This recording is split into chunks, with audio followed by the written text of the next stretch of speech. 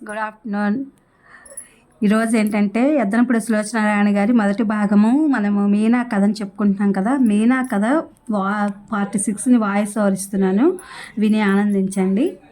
నేను చేస్తున్న పని చప్పుడు వినిపించింది కాబోలు తాయారమ్మ గదిలోకి తొంగి చూసింది. నేను పెట్టి సర్దుకోవడం చూస్తూ ఆశ్చర్యంగా, అదేమిటి, మీరు కూడా ఏదైనా ఊరు వెళ్తున్నారా అంది. మీతో కాశీ వస్తున్నాను నేను. అంత దూరం పాపం మీరొక్కరు ఎలా వెళ్ళగలరు? నాన్నగారు నన్ను మీ వెంట వెళ్ళమని చెప్పారు అన్నాను. తాయారమ్మ క్షణంసేపు కళ్ళు వెడల్పు చేసుకుని చూస్తుంది. ఆ వెంటనే 2 అంగల్లో నా దగ్గరకు వచ్చి నా చేయి గట్టిగా పట్టుకుంటూ, ఇదేమిటి, మీరు నాతో వస్తున్నారా? మీకు మతిపోయిందా ఏమిటి? రేపటి ఎల్లుండిలో అల్లురు గారు ఇక్కడికి వస్తున్నారన్న సంగతి మర్చిపోయారా అంది. వస్తే రానండి, మీకంటే ఎక్కువ అన్నాను. తాయారమ్మ చప్పున లెంపలేసుకుంది. అమ్మమ్మ, ఎంత మాట, అలా ఎప్పుడూ అనకండి. ఆవిడ కళ్ళల్లో గిర్రని నీళ్లు తిరిగాయి. నా చేయి పట్టుకుంటూ ఏడుపు గొంతుకతో అంది. అమ్మాయి గారు, మీరింత మంచివారైనా నేను కలలో కూడా అనుకోలేదు. నా మీద మీకు అపేక్ష ఉందని ఇంతవరకు తెలియదు. నన్ను క్షమించండి. మీ చల్లటి చూపు, ఆదరాభిమానాలు ఇవి చాలు నాకు. వాటి బలంతో నేనెంత దూరమైనా ప్రయాణం చేయగలను. 15 గంట సేపు నేను ఎంత వారించినా ఆవిడ నా మాట వినలేదు. ఆవిడతో నేను రావడానికి ససమేరా ఒప్పుకోలేదు. చివరికి వెంట నేను వచ్చి తీరతానంటే తన ప్రయాణమే మానుకుంటానని కూర్చుంది. నాకు ఒళ్ళు మండిపోయింది. పిడత మొహం తాయారమ్మ. కసిదీరా 2 వాయించాలన్నంత కోపం వచ్చింది. నాన్నగారు ట్రైన్ టైం అయిపోతోందని హెచ్చరించసాగారు. ముగ్గురం స్టేషన్కి వెళ్ళాం. నాన్నగారు గబగబా వెళ్ళి టికెట్ కొని తెచ్చి తాయారమ్మ చేతిలో పెట్టారు. పర్స్ తెరచి మరికొంత డబ్బు ఆవిడ చేతిలో పెట్టి, ఇంకా అవసరమైతే వెంటనే ఉత్తరం రాయమని చెప్పారు. తాయారమ్మ ప్రతిదానికి అలాగే అలాగే అని తల గబగబా ఊపి ఆదరా బాదరా రైల్లో వెళ్ళి కూర్చుంది. నేను చూస్తుండగానే రైలు చెవులు చిల్లులు పడేలా కూత వేస్తూ బయలుదేరింది. నా ప్రాణం ఉసూరుమంది. అనుకోకుండా భగవంతుడు నాకు ప్రసాదించిన అవకాశాన్ని ఉపయోగించుకోలేనని, అసమర్థురాలనయ్యానని కదా అనిపించసాగింది. అసలు అయినా ఇంత భయం దేనికి? ఇంత గుంజాటిన నేను ఎందుకు పడాలి? సారథి రాగానే అతని ముఖం మీద చెప్పేస్తే, నువ్వంటే నాకు ఇష్టం లేదని స్పష్టంగా సూటిగా అతనికే తెలియచేస్తే లాభం లేదు. అతని సమక్షంలో గొంతు తడారిపోతుంది, మనసు పిల్లిలా ముడుచుకుపోతుంది. ఈ చొరవ, ధైర్యం అప్పుడు అసలు ఆ పరిసరాల్లో కూడా ఉండవు. ఎందుకో కానీ నా అయిష్టాన్ని అతడు లక్ష్య పెట్టడు అన్న సంగతి నాకు బాగా తెలిసిపోయింది. మౌనంగా, సీరియస్గా ఓడిపోయిన దానిలా కూర్చున్న నన్ను నాన్నగారు మీనా అంటూ పిలిచారు. నేను యాంత్రికంగా ఆయన వైపు తిరిగాను. నువ్వు నిజంగా ఎక్కడికైనా వెళ్ళాలని అనుకుంటున్నావమ్మా? వచ్చిన అవకాశం నేలజారిపోయింది, ఇంకెక్కడికి వెళ్తాను అన్నాను నిస్పృహగా. నువ్వంతగా వెళ్ళాలని కోరుకుంటే ఒక చోటు ఉంది, నేను నిన్ను పంపించగలను. నా గుండెల్లో కొండెక్కబోతున్న ఆశ మళ్ళీ రెపరెపలాడింది. ఎక్కడికి పంపిస్తారు నన్ను? ఎవరున్నారు నాకు అన్నాను. నువ్వు కమలత్తయ్య దగ్గరికి వెళ్ళు. కమలత్త? అవును. కమల పిల్లలు నిన్ను చూడాలని ఎన్నో రోజుల నుంచో అనుకుంటున్నారు. ఇటు నీ అవసరము తీరినట్టు ఉంటుంది, అటు వాళ్ళకి నిన్ను చూసిన తృప్తి దక్కుతుంది. కమలత్తయ్య అంటే? నిమ్మలూరు. సందేహంగా ఆగిపోయాను. నేను తల తిప్పుకున్నాను. ఈ కమలత్తయ్య అనే ఆవిడ గురించి, ఆవిడ కుటుంబ పరిస్థితుల గురించి అమ్మా నాన్నల మధ్య అప్పుడప్పుడు కాస్తగా ప్రసంగం రావటం నేను చాలాసార్లు విన్నాను. ఆవిడ నాన్నకి వలసకి చెల్లెలవుతుంది. ఆవిడన్నా, ఆవిడ కుటుంబం అన్నా మా అమ్మకి సదాభిప్రాయం లేదు. మా 2 కుటుంబాల మధ్య ఎన్నడూ రాకపోకలు కానీ, ఒకరి క్షేమం గురించి మరొకరు తెలుసుకోవాలనే ఆసక్తి కానీ ఏదీ లేదు. ఏం మీనా, ఏమంటావు? ముక్కు మొహం ఎరగని వాళ్ళ దగ్గరికి ఎలా వెళ్ళగలనండి? అందులో ఇలాంటి సమయంలో నుదురు చిట్లిస్తూ అన్నాను. మా అమ్మ మాటల ద్వారా నాకు వాళ్ళంటే ఒక తేలిక రకమైన అభిప్రాయం ఇప్పటికీ ఏర్పడి ఉంది. వాళ్ళు చదువు, సంజారాని శుద్ధ పల్లెటూరు ముద్దలు, మర్యాద మన్ననా తెలియని మూర్ఖులు, డబ్బంటే పడిచచ్చే మనుషులు. ఒకరు పచ్చగా ఉంటే చూసి ఓర్వలేని నికృష్టులు. మా కుటుంబం కాస్త హాయిగా తిండికి బట్టకి లోటు లేకుండా ఉందని చూసి ఓర్వలేక మాతో తగాదా పెట్టుకుని మా ఇంటికి రావడం మానేశారు. అలాంటి వాళ్ళ ఇంటికి ఎలా వెళ్తాను నేను? అక్కడ ఒక్కరోజు కాదు కదా, ఒక్క క్షణం కూడా గడపలేను. నువ్వెళ్ళు మీనా, నా మాట కాదనుకో అన్నారు నాన్న. బొత్తిగా తెలియని వాళ్ళ మధ్యకి వెళ్ళాలంటే ఎలాగో ఉందండి, నసిగాను. వాళ్ళు నీకు పరాయి వాళ్ళు కాదు మీనా, వెళ్ళి చూడు, నీకే తెలుస్తుంది. నువ్వు వాళ్ళని చూడలేదు, కానీ వాళ్ళకి నీ గురించి అంతా తెలుసు. నాన్నగారి ముఖం గంభీరంగా మారింది. మీనా, వాళ్ళు మీ అమ్మ చిత్రించి చెప్పినంత చాదస్తపు మనుషులు కానీ చెడ్డవాళ్ళు కానీ కానే కాదు. నాన్నగారి కంఠం పలికిన తీరును బట్టి అది కేవలం స్వాభిమానం అని తెలుస్తూనే ఉంది.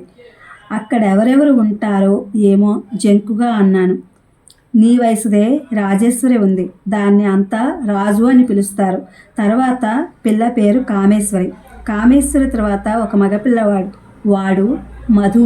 తర్వాత మళ్ళీ ఒక ఆడపిల్ల, దాని పేరు కమల. వాళ్ళ అత్తగారి పేరు పెట్టారు మాణిక్యం అని, అంతా మణి అని పిలుస్తారు. వీళ్ళంతా నిన్ను చూడాలని ఎప్పటి నుంచో తహతహలాడుతున్నారు. నేనెప్పుడు వెళ్ళినా వదినని తీసుకురా మామయ్య అంటూ నా చుట్టూ చేరి నా ప్రాణాలు తీసేస్తారు. మీ చుట్టూనా? మీరు అక్కడికి వెళుతూ ఉంటారా? నమ్మలేనంత ఆశ్చర్యంగా అడిగాను. నాన్నగారి ముఖం ఎర్రబడింది. అవును మీనా, ఒక్కోసారి నా ఈ దొంగతనానికి నాకే సిగ్గేస్తూ ఉంటుంది. నేను ఇక్కడికి వెళ్ళాలని తెలిస్తే మీ అమ్మ చేసే గొడవ భరించడం కష్టం, అందుకని చెప్పను. ఎప్పుడైనా ఎంతో బెజవాడపై కదలి వెళ్ళటం తటస్థిస్తే ఒక్కసారి అక్కడికి కూడా వెళ్ళి వస్తాను. ఈ మధ్య వెళ్ళి చాలా రోజులైంది. వాళ్ళు మన ఇంటికి ఎందుకు రారండి? నాన్నగారు వెంటనే సమాధానం చెప్పలేదు. పరధ్యానంగా ఆలోచిస్తూ కూర్చుండిపోయారు. నేను ముఖం తిప్పి చూశాను. ఆయన కళ్ళు దీర్ఘాలోచనతో దూరంగా చూస్తున్నాయి. ముఖంలో బాధ, వేదన తొంగి చూస్తున్నాయి. ఆయన మనసులో సుళ్ళు తిరుగుతున్న జ్ఞాపకాలు అంత ఆనందకరమైనవి కావని గ్రహించాను. నాన్నగారు అన్నాను. ఒకసారి చాలా సంవత్సరాల క్రితం, అంటే నా పెళ్ళైన కొత్తల్లో అన్నమాట. కమలం మా అమ్మమ్మ ఇక్కడికి వచ్చారు. వాళ్ళకు అసలు నేను ఇలా ఇల్లరికం రావటం ఇష్టం లేనే లేదు.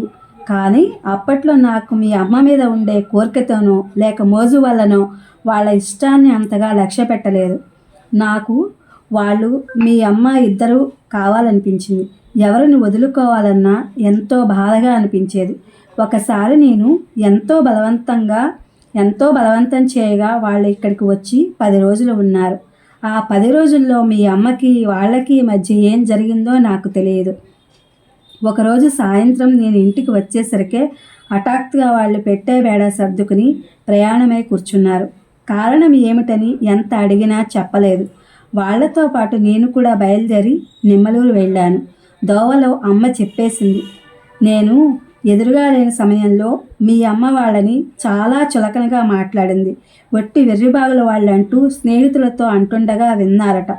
ప్రతి దానికి పల్లెటూరి రకాలు అంటూ ఈసడిస్తూ విదిలించి పారేసిందట. చివరికి ఆఖరి రోజున ఇల్లు సత్రంలా అయింది. వెధవ చాకరీ, కొత్తగా పెళ్ళైన వాళ్ళమని ఓ సరదా లేదు, చట్టుబండా లేదు. దరిద్రపు జన్మ అయిపోయింది నాది అందట. అమ్మమ్మ వాళ్ళు ఇక భరించలేక నాకేం చెప్పలేక ఇంటికి ప్రయాణమయ్యారు. ఆ వెళ్ళటం కమల మళ్ళీ నా గుమ్మం ఎక్కలేదు. చాలామంది బ్రతుకుల్లో ఆశించినది కనీసం 1-2 జరుగుతాయి. నేను ఆశించినది ఏ చిన్నది కాకపోవడం నా జీవితంలో విశేషం. నేను చదువుకునేటప్పుడు ఉద్యోగం చేసి డబ్బు సంపాదించి కమలకి కాస్త మంచి సంబంధం తీసుకురావాలని, దాని పెళ్ళి నా చేతుల మీదుగా నేను స్వయంగా చేయాలని ఎన్నెన్నో అనుకున్నాను. నేను ఇల్లరికం రావటంతో ఏదీ కాలేదు.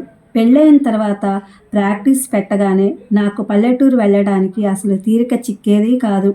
నేను ఎప్పటికప్పుడు వస్తానని నమ్మకంగా ఉత్తరాలు వ్రాసి వెళ్ళకపోవడంతో అమ్మమ్మ చాలా విరక్తి చెందింది. చివరికి కమలకి ఆ ఊళ్ళోనే మున్సబ్ చేస్తున్న ఒక నడివయసు ఆయనకి మొదటి భార్య చనిపోవటంతో పిల్ల ఊళ్ళో కళ్ళ ఎదురుగా ఉంటుందని అతనికి ఇచ్చి చేసింది.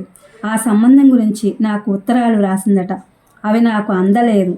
అమ్మమ్మకి కోపం వచ్చి శుభలేఖ పంపి ఊరుకుంది. అదే నాకు అందలేదు. నేను పెళ్ళికి వెళ్ళనే లేదు. తర్వాత ఎప్పుడో నాకు వీలైతే వెళితే అప్పటికి పెళ్ళై నెల కావస్తుంది. నన్ను చూడగానే అమ్మమ్మ చెడామడా తిట్టింది. నా గుమ్మం ఎక్కద్దు నడు అవతలకి అంది. నేను మీ ఉత్తరాలు నాకు అందలేదంటే వాళ్ళెవరూ నా మాటలు నమ్మలేదు. అభిమానంతో కళ్ళనీళ్లు నిండి ఉన్న కమల నాతో మాట్లాడలేదు. నా వైపు కన్నెత్తి చూడలేదు. ఇంటికి రాగానే మీ అమ్మని పిలిచి నిగ్గదీసి అడిగితే వచ్చిన ఉత్తరాలు తీసి దాచిన మాట నిజమేనని ఒప్పుకుంది. కారణం ఏమిటని ప్రశ్నిస్తే మీరు ఈ పెళ్లి పేరుతో ప్రాక్టీస్ చెడగొట్టుకుని అక్కడికి వెళ్ళి కూర్చుంటారేమోనని భయం వేసింది. ఇప్పుడిప్పుడే కాస్త బాగా కేసులు వస్తున్నాయి అంది. తర్వాత ఎప్పుడన్నా ఒకసారి వెడుతూ ఉండేవాడిని. అమ్మమ్మ చనిపోయింది. కమల బాధ్యత గల ఇల్లాలైంది. పిల్లలు పుట్టారు. నేనేం సాయం చేయలేకపోయినా కమల నేను ఆశించినట్టుగానే సుఖంగానే ఉంది. నాకిక్కడ ప్రాక్టీసు పెరిగింది. ఊపిరి సలపని పనులతో సతమతమయ్యేవాడిని. క్షణం కూడా తీరిక చిక్కేది కాదు. ఎప్పుడో ఉత్తరం రాయమని కమల ఓసారి ఉత్తరం రాసింది. దాంట్లో భర్తకి ఒంట్లో ఏమాత్రం బాగోలేదని డాక్టర్లకు చూపిస్తే క్యాన్సర్ అంటున్నారని, తనకు కాలు ఆడడం లేదని, ఏం చేయాలో చెప్పమంటూ రాసింది. నేను తక్షణం బయలుదేరి వెళ్ళాను. మంచి డాక్టర్కి చూపించాను. ఫలితం లేకపోయింది. అప్పటికే ముదిరిపోయింది. నేను నీళ్ళలా వాడిన డబ్బు కమల భర్తని దక్కించలేకపోయింది. నడివయసు అయినా రాకముందే వైధవ్యం పొంది జీవితంలో అన్ని సుఖాలను దూరమైన కమలను చూస్తే నా గుండె చెరువయ్యేది. నా సంపాదనలో రూపు తెలియకుండా మాయమవుతున్న డబ్బుని గురించి మీ అమ్మ 1,00,000 ఆరాలు తీయడం ప్రారంభించింది. చివరికి పట్టుబడిపోయి జరిగినదంతా చెప్పేశాను. అప్పుడు ఆ సమయంలో మీ అమ్మ నన్ను ఏమీ అనలేదు. కానీ 10 రోజుల తర్వాత కమల దగ్గర నుంచి పిడుగు లాంటి ఉత్తరం వచ్చింది. అందులో ఇన్నాళ్ళు నువ్వు చేస్తున్న సహాయం వదినకు తెలియదని నేను కలలో కూడా అనుకోలేదు. అనుకుని ఉంటే చిల్లి గవ్వ కూడా ముట్టుకునేదాన్ని కాదు. నీ డబ్బు మీద నాకు స్వతంత్రం లేదని నువ్విలా చాటుగా సాయం చేయాలనుకోవడంలోనే తెలిసిపోయింది. భగవంతుడి దయ వల్ల నాకు పిల్లలున్నారు. వాళ్ళు కాస్త పెరిగి పెద్ద అయితే నాకే లోటు లేదు. నేను అసలే చాలా బాధలో ఉన్నాను. నువ్వు నా మీద ఏ మాత్రం అభిమానం ఉన్నా డబ్బు పంపవద్దు. ఎవరి చేత ఎలాంటి అవమానం పడే శక్తి నాకు లేదు. నీకు కమల అనే చెల్లెలు ఉందనే సంగతి మర్చిపో అంటూ రాసింది. ఆ ఉత్తరం చూసిన తర్వాత దాదాపు 6 నెలలు నేను మీ అమ్మతో మాట్లాడలేదు. నాన్నగారు నిట్టూర్పు విడిచారు. ఆయన ముఖమంతా వ్యధాపూరితమైన గతంలో మరింత ముడతలు పడి ఇంకా వయస్సు చెల్లినట్లు కనిపించసాగింది. నేను ఎప్పుడూ వెనక్కి తిరిగి చూసుకున్నా మీ అమ్మతో సవ్యంగా గడిపిన క్షణాల కంటే పోట్లాడిన సంఘటనలే ఎక్కువగా గుర్తొస్తాయి అన్నారు. ఆ రాత్రి మేము స్టేషన్ నుంచి ఇంటికి వచ్చేసి భోజనం ముగించుకుని పడుకోబోయే వరకు నాన్నగారు ఎన్నెన్నో విషయాలు చెప్పసాగారు. నాకు బుద్ధి తెలిసిన తర్వాత ఆయన ఇలా నిస్సంకోచంగా ఇన్ని విషయాలు చెప్పగా నేను ఏనాడూ వినలేదు. నాలో నాకు తెలియనివి, నేను విననివి, విన్నా మరో రకంగా అర్థం చేసుకున్నవి అనేకం ఉన్నాయి. ఎన్ని రోజుల నుంచో ఆయన గుండెల్లో గుప్తంగా దాచుకున్న స్మృతులు ఒక్కసారిగా వెల్లువల ఉధృతంగా పొంగి పొరలి బయటకు రాసాగాయి. ఇది ఫ్రెండ్స్ మీనా మొదటి భాగం ఎద్దనపూడి సులోచనారాణి గారి నవలకి వాయిస్ ఓవరు. ఇది మీకు నచ్చుతుందని చెప్పి అనుకుంటున్నాను. Please my channel like, share, subscribe and comment. Part 6గా ఇది ఉంది.